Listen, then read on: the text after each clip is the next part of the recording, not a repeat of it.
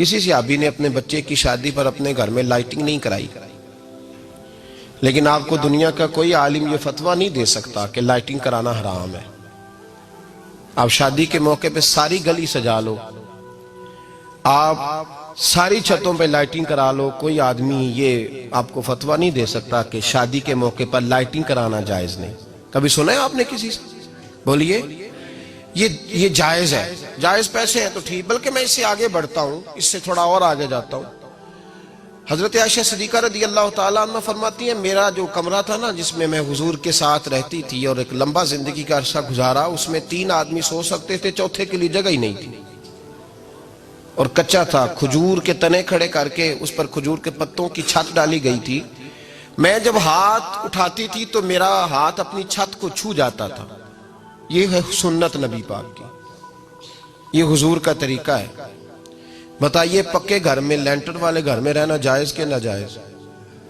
کیوں جی؟ حضور تو کچے مکان میں رہتے تھے، آپ نے کیسے پکا بنا لیا؟ اللہ کی محبوب علی دین کو اس کی اصل بات میں سمجھیں۔ آپ ایسا نہ کریں جس میں انتشار اور امت تقسیم ہو، اس کا اصل مزاج دیکھیں۔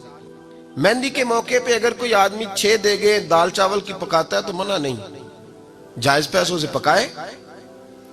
انہیں لائٹنگ لگوائی، کوئی منع نہیں، سارے محلے کو کھانا کھلایا، کوئی منع نہیں، بلکہ نبی پاک نے فرمایا بہترین مسلمان ہی وہ ہے جو سلام پہلے لے اور روٹی زیادہ کھلائے، تو بہترین مسلمان ہے۔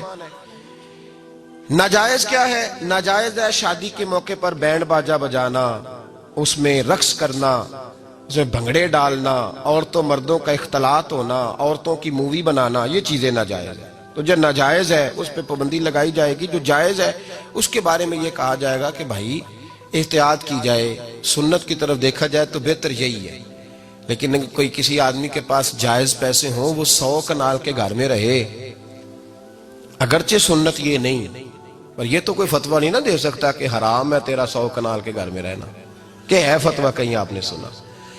تو ہمارے ہاں تکلیف کا معاملہ یہ ہے۔ دیکھیں میرے بھائی، کسی بھی صحابی نے، بڑے درد کے ساتھ بات کر رہا ہوں اور یہ میرا درد ہے، میں درد سے اپنے دل کو، اپنے ایمان کو حاضر ناظر کہہ کے بات کر رہا ہوں۔ امت بٹ جاتی ہے ہر موقع پہ یار، ہر جگہ ہی تقسیم ہو رہی ہے امت مسلمہ، ہر روز کچھ نہ کچھ فتوے ایسے مل جاتے ہیں جس میں دراڑیں پڑتی ہیں۔ کسی صحابی نے کسی مسجد کے اندر اشتہار چھپوا کے اعلان کرا کے درس قرآن کرایا ہے کبھی؟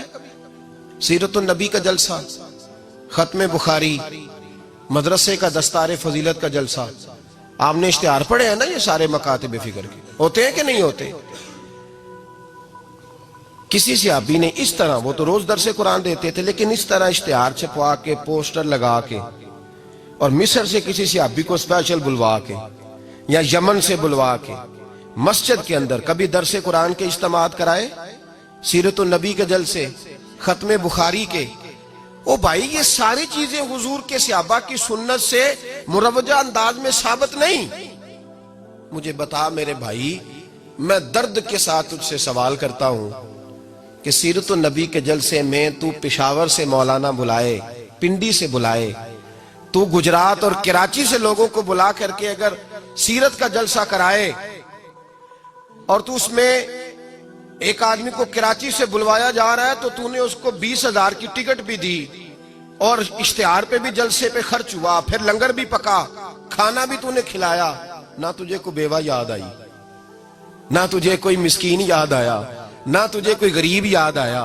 حالانکہ کہنا چاہیے تھا نا یہ جو ₹1,00,000 لگ رہا ہے کسی بیوہ کی خدمت کر دینی چاہیے، یتیم کو دے دینا چاہیے۔ درد کے ساتھ بات کر، سوال میرا یہ ہے کہ وہی کام جو سیرت کے جلسے میں ہوتے ہیں، پہلے تلاوت ہوتی ہے، پھر نعت ہوتی ہے، پھر کسی عالم کا بیان ہوتا ہے، وہی کام صرف نام بدل کے کیا جائے، عید میلاد النبی نام رکھا جائے صلی اللہ علیہ وسلم۔ یہ میں آپ کے ذہنوں پہ دستک دے رہا ہوں، تقریر نہیں کر رہا، صرف دستک دے رہا ہوں۔ او بھائی دیکھو، ایک آدمی وہی کام نام بدل کے کرے تو جائز ہے، اور اگر اس میں نبی پاک کے میلاد کا نام رکھ لیا جائے یا نعت کا نام رکھ لیا جائے تو پھر مجھے اجازت دے میں تجھ سے سوال کروں کہ صرف تجھے حضور کی تعریف پوری لگتی ہے؟